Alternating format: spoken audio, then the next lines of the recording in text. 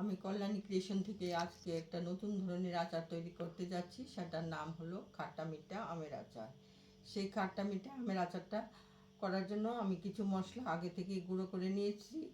আর আমগুলি এইভাবে কেটে নিয়েছি, কিছুটা গোল, কিছুটা লম্বা, কিছুটা চৌকোট, এইভাবে আমগুলি কেটে নিয়েছি। এখন আমি কড়াইতে কিছুটা সরিষার তেল দিয়েছি। সরিষার তেল দেওয়ার পর আমি আমগুলি ছেড়ে দিচ্ছি।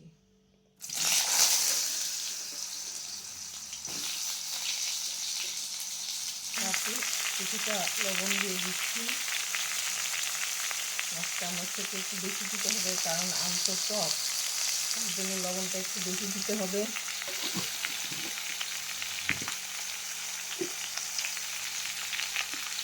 তারপর আমি এই মুখটা মেখে, কোটের মুখটা মেখে দুটোতে দিয়ে দিলাম।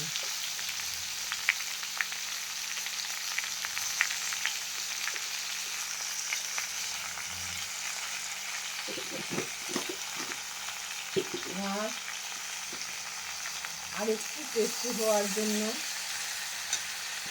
কিছুটা দুধ দিয়ে দেবো, অল্প পরিমাণে।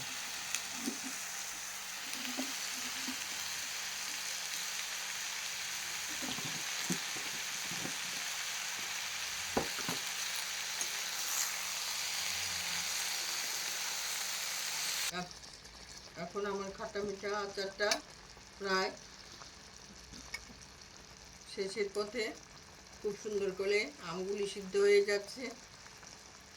খুব আস্তে আস্তে নাড়ছি, যাতে লম্বা আমগুলিও না ভাঙে, গোল আমগুলিও না ভাঙে, তার জন্য খুব আস্তে আস্তে নাড়তে হচ্ছে। খুব একটা বেশি সময় লাগবে না আচারটা হতে। এখন আমি কিছুটা মশলা আগে থেকে করে রেখেছিলাম, সেই মশলাটা ছড়িয়ে দিচ্ছি। দিয়েছি 5 ফোড়ন, তারপর জিরে, আলাদা করে অল্প একটু জিরে, তারপর কিছুটা মৌরি, সুন্দর করে আস্তে আস্তে আচারটার মধ্যে ছড়িয়ে দিচ্ছি। এখন একটু আস্তে আস্তে নেড়ে দিই।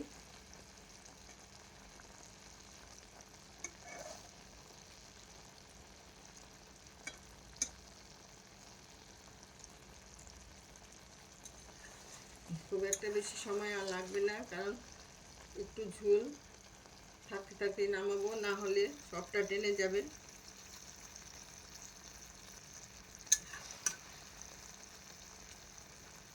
তাই আমি বন্ধুদের বলছি যে খাটা মিঠা আচারটা খেতে খুবই সুস্বাদু। আর আমি এটার মধ্যে কিছুটা সরিষার তেল দিয়েছি, যাতে আচারটা সবসময় ভালো থাকে।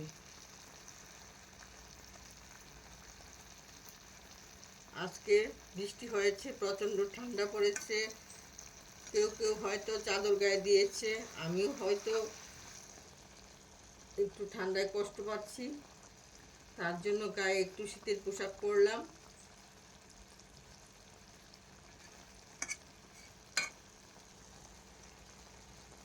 হয়ে গেলে এখন আমি নামিয়ে নিচ্ছি। আর অল্প একটু মশলা চারদিকে ছড়িয়ে দিচ্ছি। ছড়িয়ে দিয়ে এখন আমি আচারটা একটু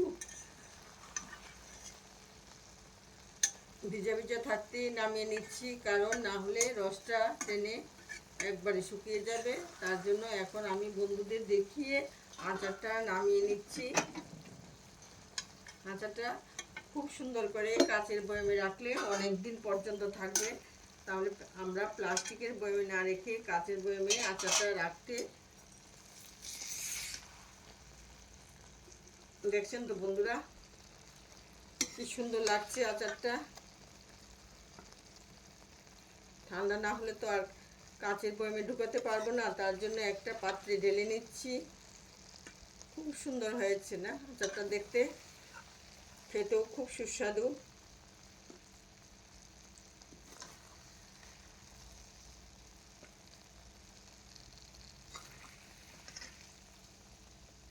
এটা আম দিয়ে আচার করেছি বলে মনে হয় না, মনে হয় আলু যেন কেটে দিয়েছি।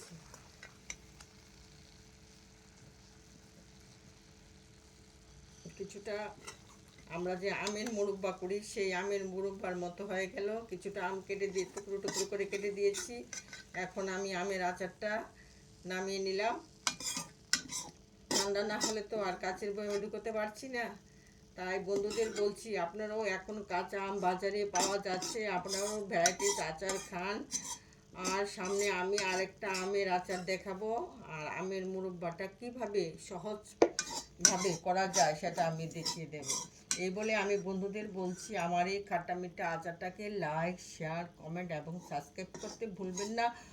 আপনাদের আপনাদের সহযোগিতায় আমি উপরে উঠতে পারবো, আর আমাকে উৎসাহ দেবেন সেটাই।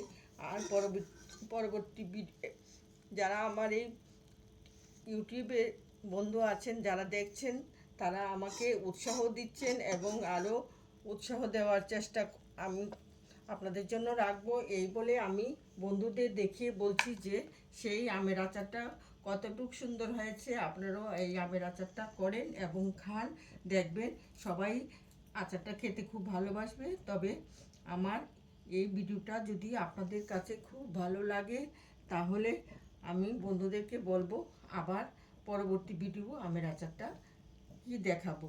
এই বলে আমি বন্ধুদের কাছ থেকে বিদায় নিচ্ছি। লাইক, শেয়ার এবং কমেন্ট করতে ভুলবেন না, সঙ্গে থাকবেন। এই বলে আমি বিদায় নিয়ে চলে